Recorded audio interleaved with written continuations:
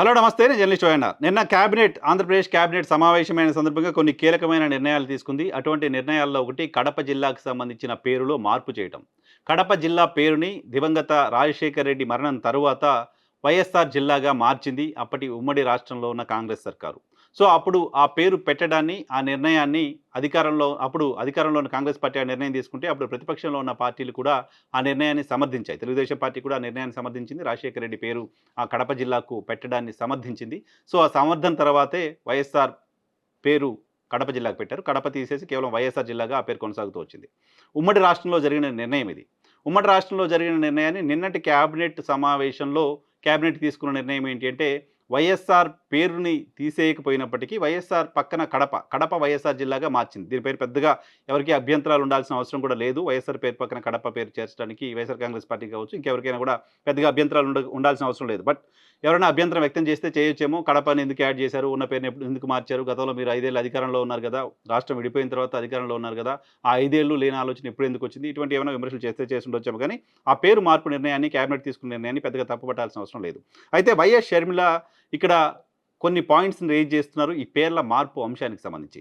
ఆమె కూడా వైఎస్ఆర్ కడప జిల్లాగా ఆ పేరుని మార్చడం, వైఎస్ఆర్ పక్కన కడపను చేర్చడానికి నాకు అభ్యంతరం లేదు అని చెబుతూనే, ఆంధ్రప్రదేశ్‌లోని తాడిగడప మున్సిపాలిటీకి వైఎస్ఆర్ తాడిగడప మున్సిపాలిటీ అని ఉండేది.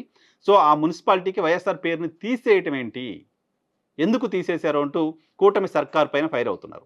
గతంలో ఎన్టీఆర్ హెల్త్ యూనివర్సిటీగా ఉన్న యూనివర్సిటీని ఎన్టీఆర్ అనే పేరుని తొలగించింది గత వైసీపీ సర్కారు. సో, ఇప్పుడు మీరు ఈ మున్సిపాలిటీకి ఉన్న వైఎస్ఆర్ పేరుని తీసేస్తున్నారు.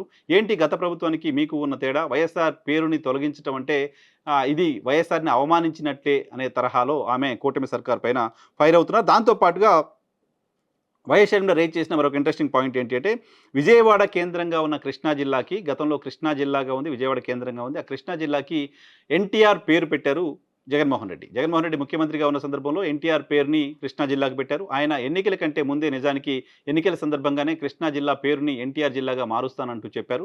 దానిలో భాగంగా అధికారంలోకి వచ్చిన తర్వాత ఎన్టీఆర్ జిల్లాగా దాన్ని మార్చారు. సో, కడప జిల్లాకి వైఎస్ఆర్ కడప అని పెట్టినప్పుడు, ఎన్టీఆర్ జిల్లాకి ఎన్టీఆర్ కృష్ణా అని పెట్టొచ్చు కదా! ఎన్టీఆర్ కృష్ణ అని ఎందుకు పెట్టలేదు?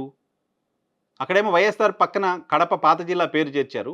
ఇక్కడ ఎన్టీఆర్ పక్కన కృష్ణ అనే పేరుని ఎందుకు చేర్చలేదు? ఈ వివక్ష ఏంటి?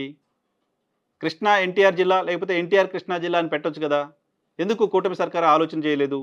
వైఎస్ఆర్ పట్ల మీకున్న వ్యతిరేకతని చూపించినట్లుగా తాడిగడప మున్సిపాలిటీకి పేరు తీసేయడం ఏంటి?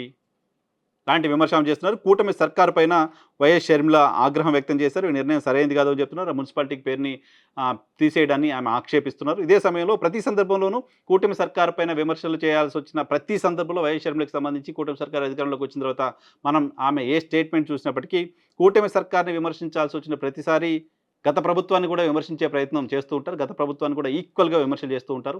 తాడిగడప మున్సిపాలిటీ పేరు తీసేసిన అంశానికి సంబంధించి కూటమి సర్కారు పైన విమర్శ చేయాల్సి వచ్చిన సందర్భంలో కూడా గతంలో ఎన్టీఆర్ హెల్త్ యూనివర్సిటీకి సంబంధించిన ప్రస్తావన వైఎస్ షర్మిల తీసుకురావడం అంటే, సో, నేను ఇద్దరికి దూరంగా ఉన్నాను, ఇద్దరిని విమర్శ చేస్తాను. కేవలం తెలుగుదేశం పార్టీని, కేవలం కూటమిని మాత్రమే కాదు, వైసీపీని కూడా విమర్శిస్తాను ఏదో ఒక ఇష్యూలో అనేది ఆమె ఇంటెన్షన్‌గా కనపడుతోంది. సో, కూటమి పైన ఆమె ఫైర్ అయిన నేపథ్యంలో కూటమి నేతల రియాక్షన్ ఎలా ఉంటుందో చూద్దాం. Thank you.